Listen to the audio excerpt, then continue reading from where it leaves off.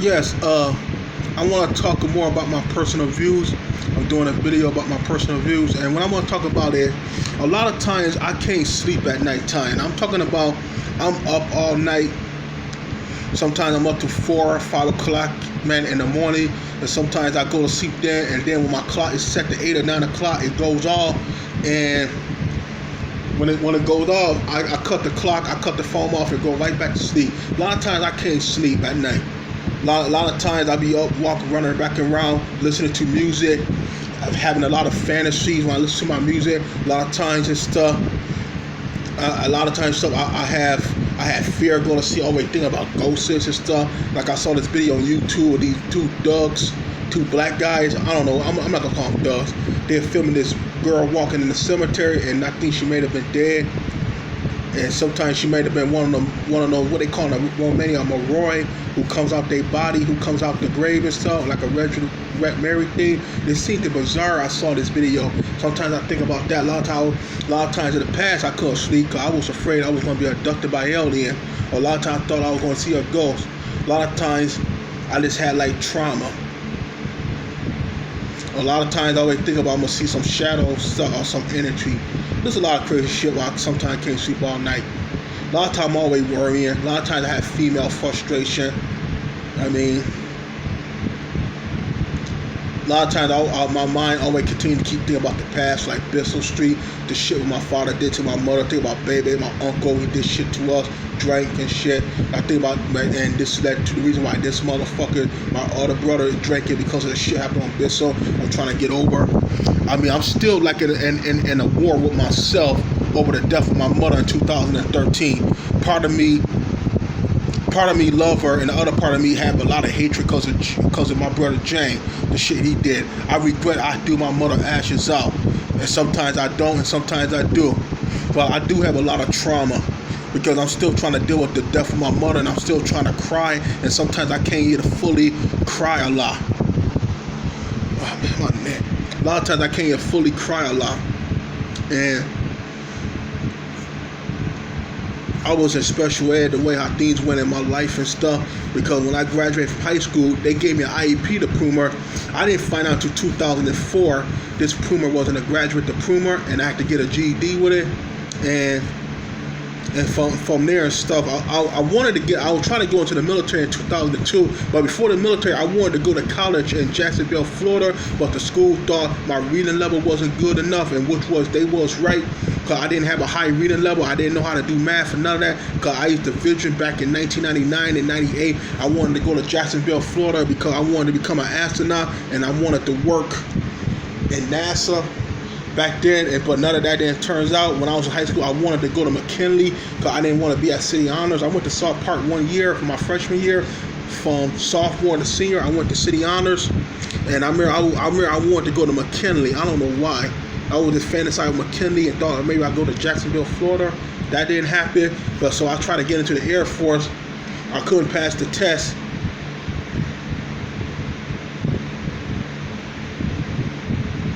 And I couldn't get my weight down. They told me to get my weight down a certain level, and I was trying to get my weight down, but I couldn't get my weight down because I was overeating. I couldn't get my weight down a lot. I was going through a lot of depression back then. I couldn't get my weight down, and I wanted to go in the Air Force. And then if I would have got my weight down, I couldn't get in there because of the IEP diploma, and I couldn't pass the test. If I would have had got my weight down, which I didn't, because they wanted me, because I was on 250, and they said I had to get down to 200 or to 180 if I could be qualified, and I couldn't get my weight down. And I had a lot of bitterness. See, I don't know how to drive because my father told me back in 2002 the military teach you how to drive for free, and I thought, hey, I go into the military, didn't know how to drive. And I thought maybe my life could be better, and this was a one-way ticket out of fucking Buffalo, because back then I wanted to get out of Buffalo. I got tired of living on the east side when I was a kid. We lived around drug dealer, motherfucker playing loud music across the street from us. I got tired of that shit. I got tired of Buffalo, and I'm still here in Buffalo, but I'm trying to make the trip to Denver this year, because I want to do something new. I mean, I want to have a better life. I want to start a new life when I'm 35. That's what I mean. when I'm 35 years old, I want to start a new life when I'm 35. Because I still got some things I gotta overcome. And the thing about the military was, right, if I would have gotten into the military, let's say I probably would have gotten into the Air Force. Let's say if I would have gotten into the Army, could have been sent to that Iraq war? Could have got killed over there? I fantasized myself going into the U.S. Army, and I actually got killed in Iraq in 2003, and I was nearly in the same platoon with Jessica Lynch and Shasani Johnson and Patrick Miller and stuff. I sometimes I fantasize myself being in the military, and I was in a platoon when they got ambushed back in 2003, the second day when they was in Iraq. And if I would have went to the military and I never went to war, or if I went to war and I didn't get killed, or I got injured, or I didn't get injured, and I came back to my country and I see the way how things in my country, I mean, my life would probably be like totally different. In a way now, I'm glad I didn't go into the military, because the way how there's a lot of issues going on, the way how other people are treated better than other, like for example, like the Iraq war. Like, you take a look, right, when they had those POW, Shasani Johnson, she got the major attention. When they found out about Jessica Lynch, they fucking knocked Shasani Johnson off the fucking radar and put Jessica Lynch. They gave this fucking girl a fucking scholarship. She was given disability money. She got into fucking movie. All the media interviewed her.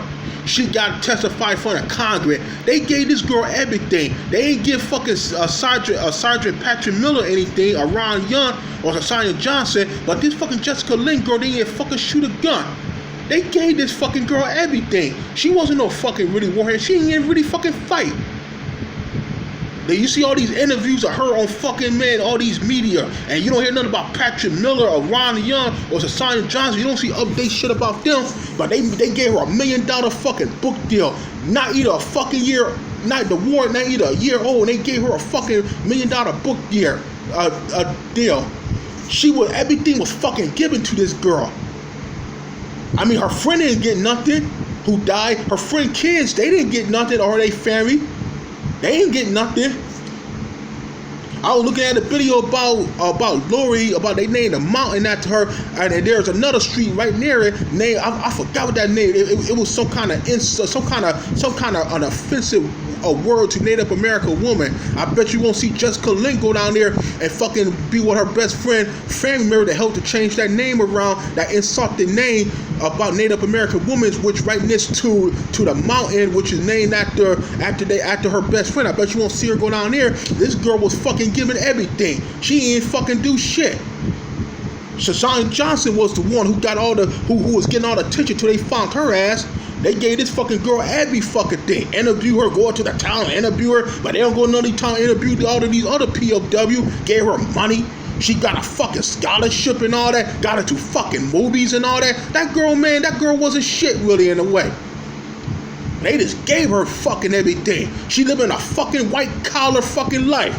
They not living a white collar life, but they gave this bitch everything. And this fucking bitch didn't really deserve it, because she ain't fucking do this shit what Sandra Miller did or Shasani Johnson. They gave this bitch everything. They made a movie about this bitch in 2003. They ain't made a movie about them, about their personal life. With that shitty ass fucking book they gave her. Shasani Johnson made a book in 2010. I didn't get a chance to read that, but I'm gonna try to one day. They gave this fucking white girl every fucking thing. She didn't really do shit.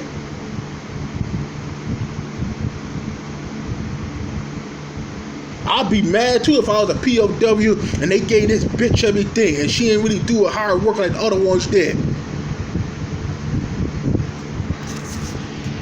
And some of them suffer from PSTD, some of those POW, they ain't get the help, but they gave this Jessica Lynch bitch every fucking thing. They probably would have paid for a medical thing. She went through all type of surgery they paid for and all that shit. They gave this bitch all that shit. So man, I mean, in a way, I'm glad I didn't go in the military, because now you look at it, they go there and fight these fucking wars, and they can't come back here and either fucking protect their family against the enemy here. Like in Afghanistan, they protect fucking women and children in Afghanistan, but they can't protect women and children here in America against some of these fucking serial killers or some of these pedophiles. They come back here, got all these enemies here. You got the police fucking violate American civil rights, American citizens' rights, and these fucking soldiers can't even fight the fucking police. A lot of them got killed by the police, a lot of these veterans, and the cops covered the shit up. They ain't go hunting these fucking cops down. Like you had a woman, there was this black one, I forgot her name was, back in 2008 or 7, she was in a fucking Iraq.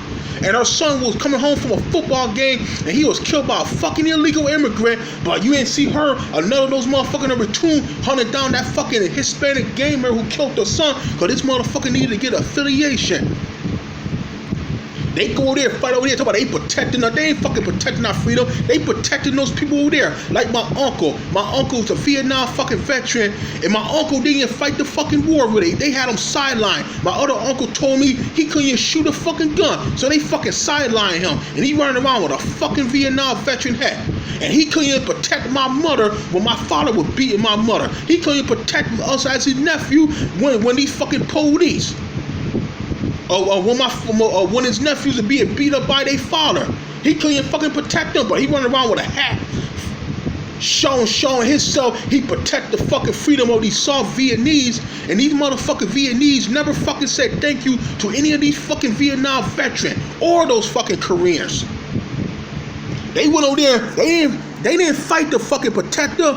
When they went over there to World War II and shit, they fucking liberated Germans from the fucking Nazi. But none of these Germans didn't come over here and fucking say thank you. These Germans had fucking white privileges after the war, before the war, and after the war. And you see these South Koreans, they ain't come over here and say thank you to none of these fucking US veterans or these Vietnamese. You ain't gonna see none of these fucking Iraqis gonna say that. When they went on there to liberate their freedom, you ain't gonna see none of these Afghans. When that shit be over, what? If that shit ever come to an end. Cause as for in Afghanistan, they fighting fucking shadows. They ain't fighting no Al-Qaeda. They were there fighting fucking shadows. And I believe 9/11 was an inside job. And I believe Osama bin Laden is not even a real person. I don't think he never existed. I think that's a CIA fucking character they created. Cause how the fuck all of a sudden, back in the day, they talk about we find fucking tapes in fucking cages. And you mean till you found Teddy Cage and you couldn't find this motherfucker? That's bullshit. This motherfucker wasn't no cage. They told us after the war, after 9/11, this motherfucker ran to Afghanistan. And now find out this motherfucker country was ran by multiple warlords. It's like saying Chrono X run California, and it's like saying China got fucking hit by a terrorist attack, and they said there's a guy named Chrono X, and he runs the Crips and Bloods of California, and the Chinese military come to California, and they see California is ran by the Crips and Bloods and 2 different organizations who run a part of California, 18th Street, Hell Angel, Royal Sims, Latin King, Ku Klux Klan, all that. They be ran by different warlords, different gang members, tribes, and the fucking Chinese media telling the people, oh, Chrono S run China, he run California with the Crips and the Blood, and the fucking country is fucking ran by multiple gangs, and the people in China be dumbed down. Just like in America, they told us Bin Laden ran to Afghanistan, Al-Qaeda, and the Taliban, and they was 2 fucking separate organizations, and Afghanistan was ran by multiple fucking warlords, multiple fucking tribe warlords. That's how it is over there. I believe 9/11 was perpetrated by a military-industrial complex. I believe the military-industrial people, some small entity in the military, a rogue entity in the military-industrial complex, perpetrated 9/11. I believe it, 100%. I don't believe no Al-Qaeda attacked the United States. Everything they telling us a lie. I'm telling you this too, man. They went into a fucking Iraq, man, because they wanted to make money. The fucking private contractor, which most of those motherfuckers are part of the fucking military industrials of the complex Pentagon. They went in there to make money in Iraq. Those U.S. soldiers were all fucking used as fucking pawns. How is it a fucking contractor making $5,000 a week and your ass is being paid $1,500 a month? There was some dispute between U.S. soldiers and those contractors. These U.S. soldiers ain't no fucking heroes. They ain't no fucking heroes to us. They ain't protect our freedom. They protected those Iraqi freedom and protected the government freedom, which is money and power in that region. They ain't protect us. You see all the shit happen to American citizens by these domestic enemies, including law enforcement and shit. They ain't come over here and protect us. My uncle ran around with a Vietnam veteran hat, and he ain't protect us. They protected somebody else. They ain't no fucking hero to me. I got into not an argument, but into a debate with one of these motherfuckers at the Galleria Mall. I told this motherfucker, oh yeah, you over there fighting Al Qaeda, but you ain't gonna come back here and fight those cops. And this motherfucker gonna tell me I gotta pay him if you want me to fight the police. But he couldn't even fucking protect his wife and his fucking kids. But he'll go over there and protect somebody else's wife and kid from some fucking crazy motherfucker in another country. But when the fucking cops or the gamer or some predator come at his wife and kids, he ain't gonna protect them. Man, that's all I gotta say, man. But I'm gonna tell you now, man, the fucking enemy is within here. And these soldiers is not no fucking heroes, and they not protecting us.